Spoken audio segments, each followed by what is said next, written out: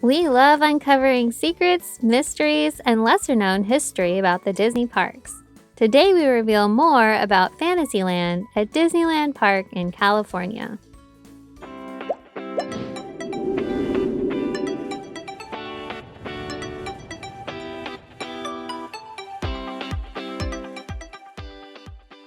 In our Part 1 Fantasyland video, we shared some history and interesting facts about the opening day attractions in Fantasyland at Disneyland in California. In this video, it's all about the history and unknown facts for rides and attractions in Fantasyland since then. You may be surprised to learn that the Alice in Wonderland ride did not open with Disneyland in 1955. There had been plans since Disneyland's earliest drawings to include an Alice walkthrough type attraction, but that later was changed into plans for a dark ride attraction. Ultimately, due to budget, there was no Alice walkthrough or dark ride, and the park opened with the Mad Tea Party only.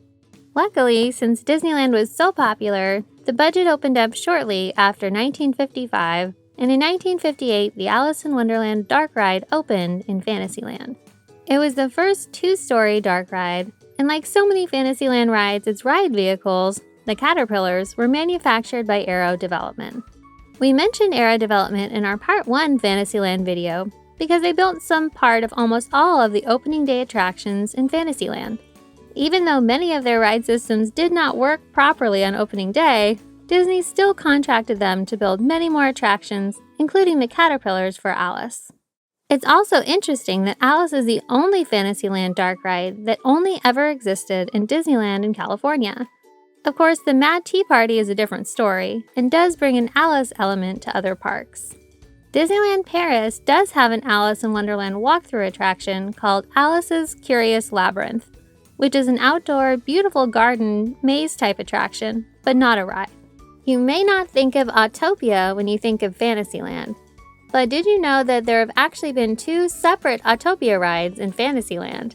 The first Autopia at Disneyland was the Tomorrowland Autopia. It opened with the park in 1955. It was so popular though and had long lines that Disneyland quickly opened Junior Autopia over in Fantasyland in 1956, later renamed as Fantasyland Autopia. But they also opened another Autopia called Midget Autopia in Fantasyland a year later in 1957.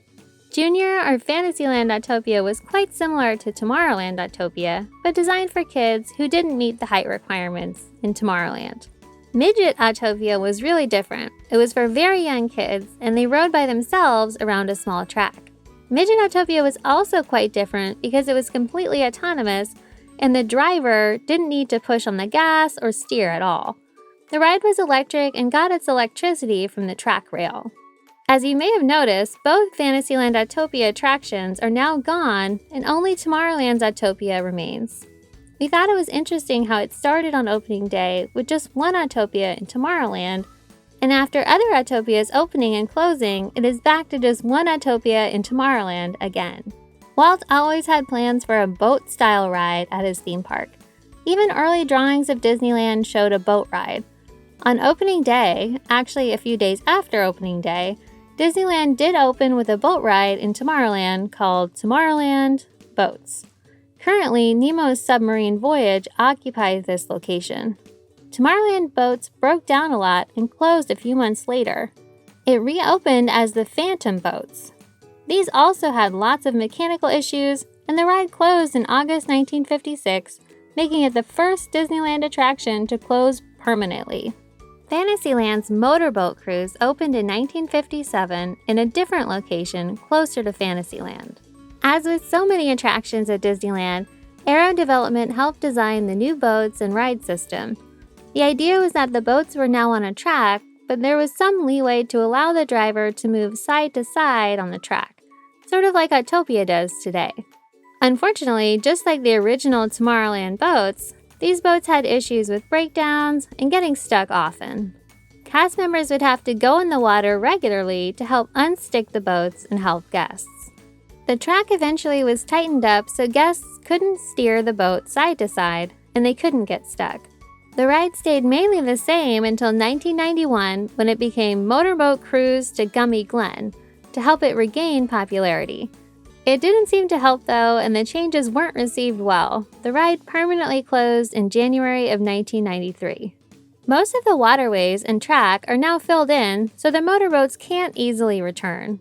This area is now called Fantasia Gardens and is a nice area to sit and relax in a rare, quiet part of the park. There have been many rumors about this area, ranging from the motorboat cruise's return to Imagineers planning a brand new attraction.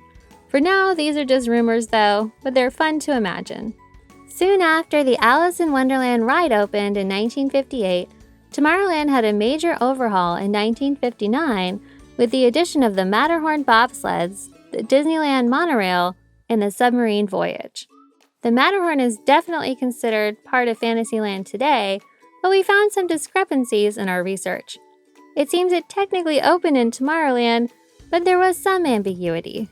In our Main Street video, we mentioned that Disneyland was originally very flat and the berm around the park was made of the earth that was removed to form various waterways.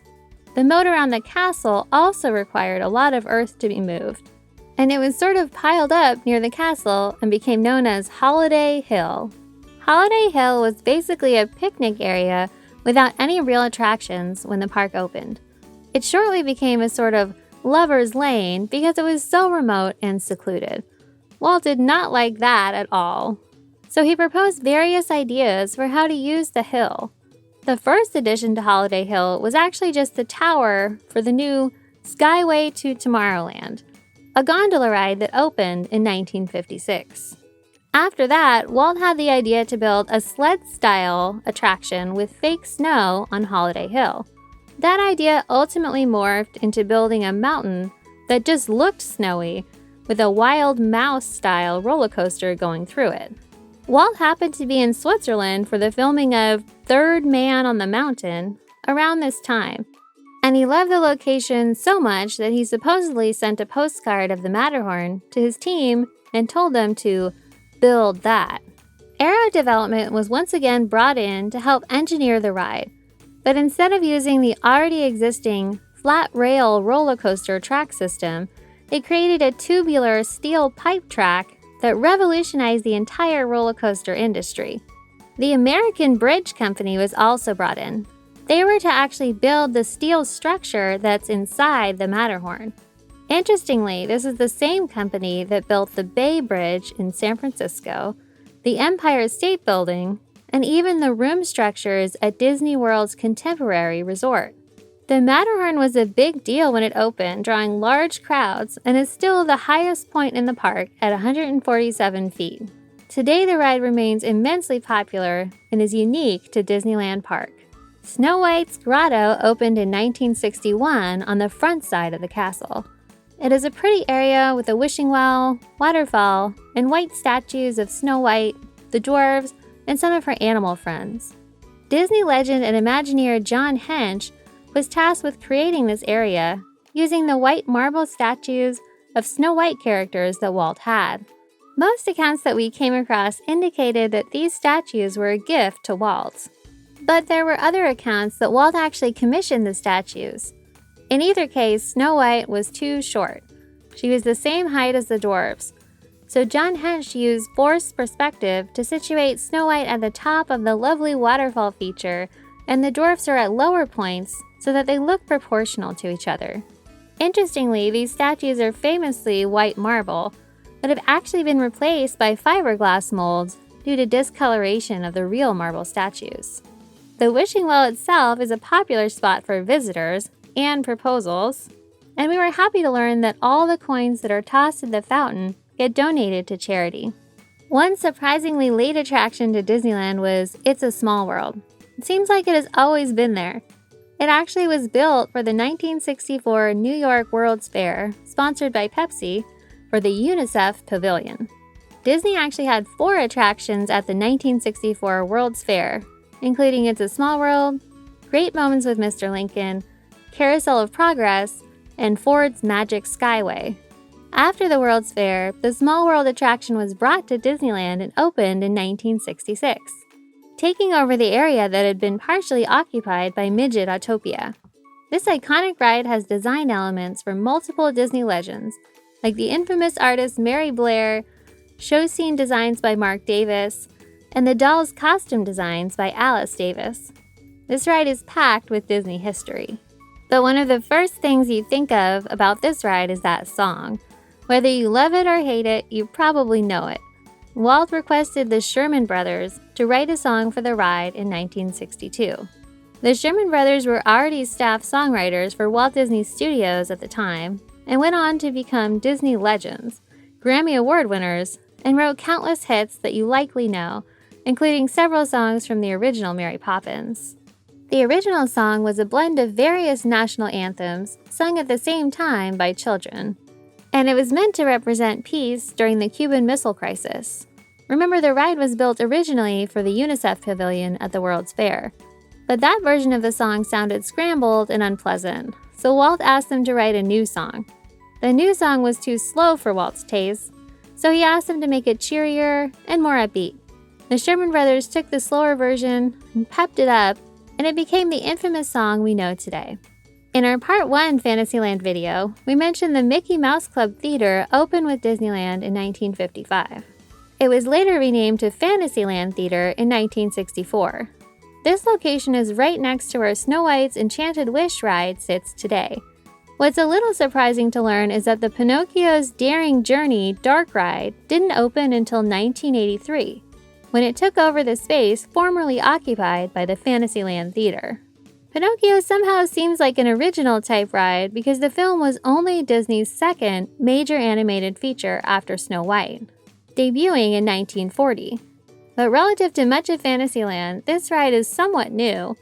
It's also surprising to learn that it was not an original, in the sense that the first Pinocchio ride opened in Tokyo Disney, and the Anaheim Disneyland version came after that.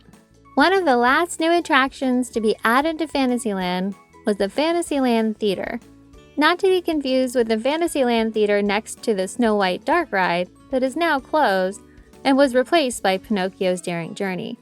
This Fantasyland Theater is still open today. It's an outdoor amphitheater past It's a Small World and just before Toontown. It opened as Videopolis in 1985 and was renamed to Fantasyland Theater in 1995. Videopolis was an interesting concept.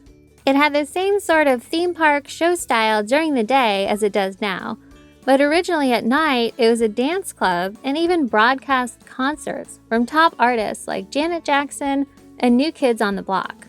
You may not know that this was one of Michael Eisner's first completed attractions as CEO, and was meant to bring a new audience of teens that Disney had not been as popular with. It definitely was a fresh style of attraction for Disney, even if it only lasted a decade. We love learning about and sharing Disney history.